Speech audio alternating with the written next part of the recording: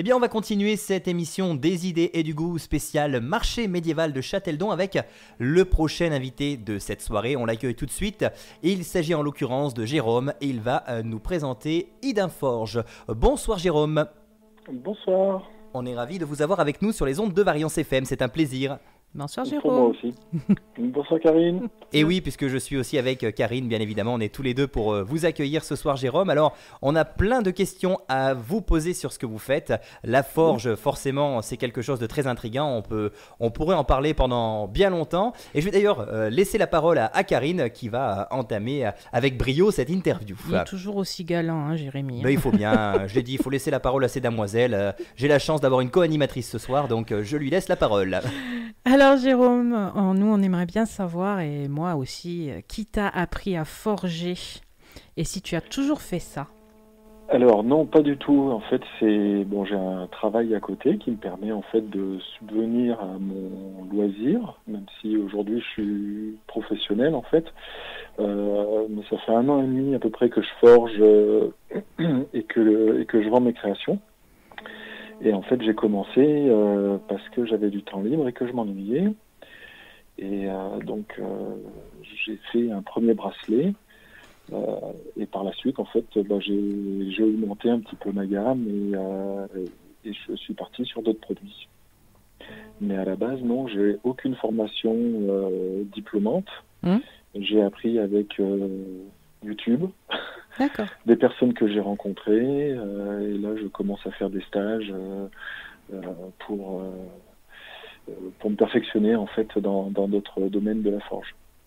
D'accord, donc en fait, voilà, c'est à la fois un métier et une passion pour vous, hein, si on peut résumer tout ça. Voilà, oui, j'en vis absolument pas, mais d'un autre côté, ça me permet aussi de le garder en tant que loisir, donc de pas avoir trop de pression dessus, donc en fait je garde ça comme un loisir, ce qui me permet de créer plus librement en fait. Alors du coup, est-ce que vous avez prévu de forger des objets le jour du marché et si tel est le cas, qu'allez-vous réaliser sous les yeux des visiteurs? Alors non, j'ai pas prévu, déjà parce que je peux pas, j'ai pas le matériel transportable. D'accord. Puisque bon, j'ai une enclume qui fait à peu près 250 kilos, je crois. Ah oui, effectivement, oui. Donc ça, c'est le plus problématique. Après, la forge à gaz, je pourrais la transporter, mais non, c'est pas prévu pour l'instant. Je me concentre en fait pour les personnes qui viendront, répondre aux questions, montrer mes créations, mais pour l'instant, j'ai pas prévu de faire de démonstration. Alors justement, quelles seront les créations qu'on aura le plaisir de découvrir le jour J? Alors, je forge principalement donc des bijoux. D'accord. Donc des bracelets, des bagues, des torques. Donc c'est des colliers ras le cou, des piques à cheveux. J'ai des petits porte-clés. Il y a d'autres produits qui sortent un petit peu, qui sont pas dans le bijou, mais qui peuvent qui sont vraiment de la création libre.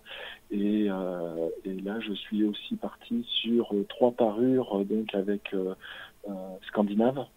D'accord. Donc avec broche coulée en étain et bronze et avec relié par des perles. D'accord. Et alors, quels sont les matériaux que vous forgez et comment vous les procurez-vous? Alors, principalement de l'acier que j'achète que je récupère un peu partout. D'accord.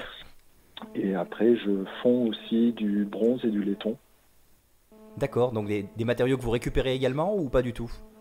Le laiton, oui. J'ai un ami qui a fait des travaux chez lui, donc j'ai récupéré les portes en laiton, les poignées de porte en laiton. D'accord. Et le bronze, je l'ai acheté. Ah bah c'est pratique, d'accord, vous recyclez un petit peu tout ce que vous pouvez trouver en soi. Il nous fait du upcycling. Je recycle effectivement. D'accord, et oui, c'est la mode en ce moment, le upcycling, là, comme le disait Karine, c'est quelque chose qui devient de plus en plus fréquent chez les artisans, et je trouve ça d'ailleurs drôlement chouette, ça donne une seconde vie un petit peu à pas mal d'objets, et ça permet d'éviter de jeter certaines choses, tout simplement.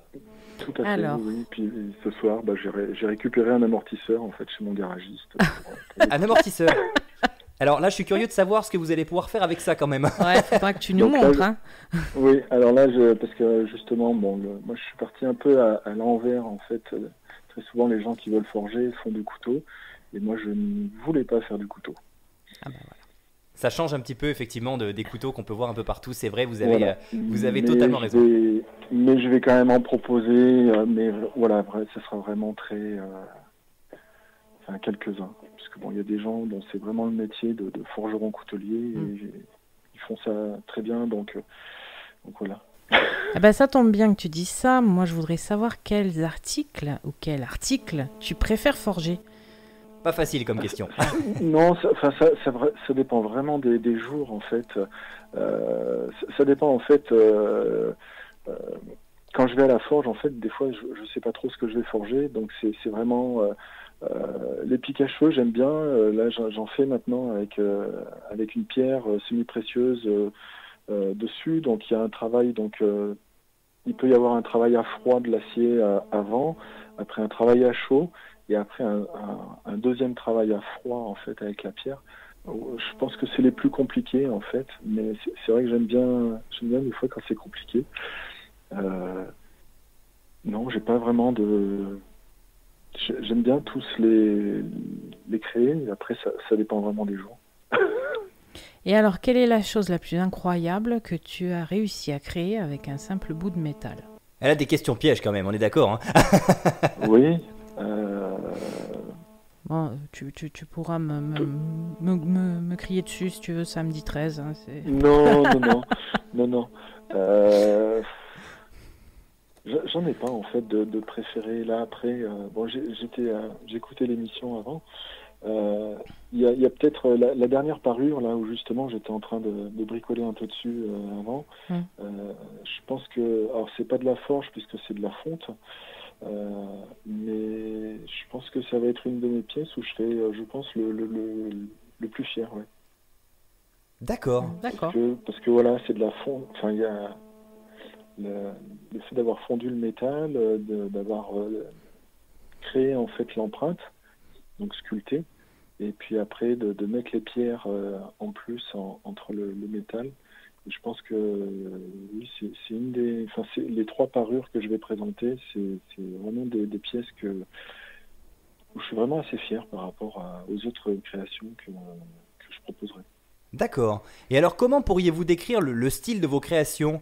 Est-ce que vous avez peut-être des influences ou peut-être des inspirations spécifiques? Oui, j'essaie. Alors, je m'inspire. Je veux pas refaire en fait par rapport à ce qu'on a pu trouver au niveau archéologique, mais je m'inspire en fait du monde celte, scandinave, et puis que j'essaie de m'imprégner et de ressortir en fait, mais à ma façon, mais pas de recréer en fait quelque chose, un bijou qu'on aurait pu retrouver dans des tombes ou dans des... ça aussi, il y en a qui font très bien de la reproduction de bijoux anciens, et voilà, je m'inspire en fait de cet univers-là, de cette époque-là. D'accord. Et alors la forge, c'est vrai que c'est avant tout un art en soi. Du coup, est-ce qu'il y a un message derrière vos créations? J'imagine en soi que chaque métal et chaque forme possède une signification. Alors j'essaie de mettre en fait une intention en fait à chaque fois que je crée une pièce. Et puis suivant les humeurs, suivant aussi si c'est une commande personnalisée. Puisqu'on peut effectivement, quelqu'un peut me demander un bijou et on va discuter, on va voir un petit peu ce qu'il veut, comment on peut le faire. Après, bon, je forge depuis 1 an et demi, donc j'ai pas non plus toutes les techniques, donc je suis aussi limité. Donc j'essaie de, surtout pour les commandes personnalisées, de m'imprégner en fait de la relation que je peux avoir rapide quand même avec le client, et d'essayer de trouver en fait de lui forger en fait ce qu'il attend. D'accord. Juste avec des explications. Mais la forge me permet en fait de me dépenser, puisqu'on se dépense quand même beaucoup. Et oui, j'imagine.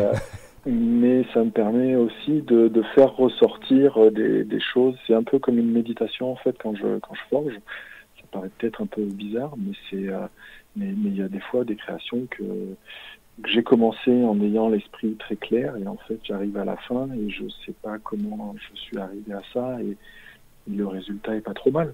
Et oui, tout à fait. Et oui, j'imagine que Donc c'est ça un petit permet peu... d'intérioriser et d'extérioriser en même temps. Donc voilà, mais il n'y a pas forcément un vrai message dedans. Après, et puis je me dis que chaque pièce trouvera un jour son propriétaire à qui ça parlera pour X raisons. Bien sûr, tout à fait. Et vous parliez d'extérioriser, oui, j'imagine que la forge, c'est quand même assez physique en soi, hein. C'est quelque chose qui vous demande pas mal d'efforts et qui en plus donne chaud aussi, hein, parce que du coup, forcément, ça monte en température. Donc, Oui, oui. bon, bah écoutez, en tout cas, on était bien content de vous avoir avec nous ce soir. On a quand même d'autres questions, Karine, à poser à notre invité avant qu'il ne s'en aille, parce que du coup, le temps passe très vite, mais on a quand même d'autres questions. Et la dernière question, je dirais peut-être même la plus importante, c'est où peut-on vous retrouver en soi? Est-ce que vous avez peut-être une page Facebook, un site internet, Oui. ou peut-être même un lieu où on peut vous retrouver, peut-être directement? Alors je suis principalement sur Instagram. D'accord. D'une forge. Et j'ai aussi une boutique sur Etsy. D'accord. Ah oui, Etsy, j'ai l'impression que beaucoup de monde se retrouve sur cette petite boutique, hein, qui est drôlement pratique pour le coup, hein. Une plateforme. Oui, Ouais. pour commencer, oui. Bon, c'est très pratique, c'est très intuitif et même pour les clients, j'étais client avant Etsy et c'est quand même bien. D'accord. Donc voilà. Après, l'atelier n'est pas ouvert, mais bon, si quelqu'un veut venir un jour voir, il n'y a aucun souci. D'accord, donc on a la possibilité quand même au cas où de venir découvrir directement vos travaux chez vous, quoi, c'est possible. Tout à fait. D'accord, bon bah écoutez, en tout cas on vous remercie beaucoup Jérôme, on était très content d'en apprendre un peu plus sur votre travail et puis on invite évidemment nos amis auditeurs à venir vous voir directement le 13 mai puisque cette date approche à grands pas, du coup vous serez présent à Châteldon du coup sur cette fête médiévale et on peut le dire Karine à quel endroit du coup? Rue de l'Air aussi. Rue de Il y l'Air. aura beaucoup d'artisans qui seront rue de l'Air. D'accord, bon, et ben Jérôme on vous souhaite une agréable soirée et puis on vous donne rendez-vous le 13 avec grand plaisir du coup. Merci de m'avoir reçu. Et ben c'était un plaisir de parler de votre travail et puis on vous dit à très vite. À bientôt. À très vite au 13 mai. Et Bonne nous, soirée. sur Variance FM, on continue tout de suite avec Jean-Jacques Goldman. On écoute Tourne les violons. On est encore dans la thématique.